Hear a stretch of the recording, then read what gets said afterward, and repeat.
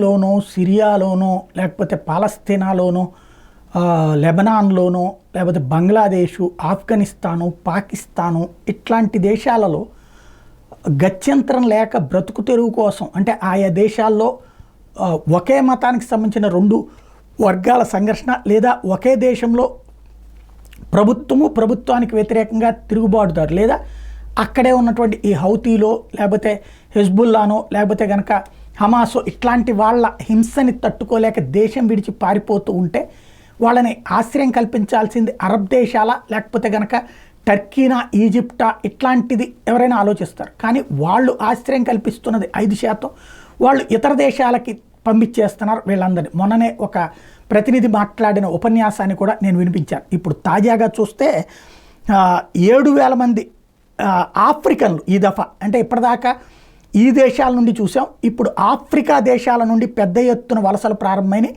ఇవన్నీ కూడా యూరప్ దేశాల మీదనే పడుతూ ఉన్నటువంటి పరిస్థితి. తాజాగా ఇటలీలో 36 గంటల్లో ఏకంగా 7,000 మంది ఆఫ్రికన్లు అక్రమ చొరబాటుదారులుగా వస్తే వాళ్ళందరినీ సరిహద్దుల్లో ఆపేశారు. వాళ్ళు మేము శరణార్థులు, మమ్మల్ని ఆశ్రయం ఇవ్వండి అని కోరుతున్నారు. ఇటలీ ప్రభుత్వం ఇట్లాంటి శరణార్థుల కారణంగానే బలయ్యి అక్కడ ప్రజలు అల్లాడిపోతా చివరికి అలాంటి శరణార్థులను నెత్తిన పెట్టుకునేటటువంటి ప్రభుత్వాన్ని పక్కకు పెట్టి మెలోనీ ప్రభుత్వాన్ని తీసుకొచ్చారు. ఇప్పుడు మెలోనీ ఈ విషయంలో ఏ నిర్ణయం తీసుకుంటుందో చూడాలి.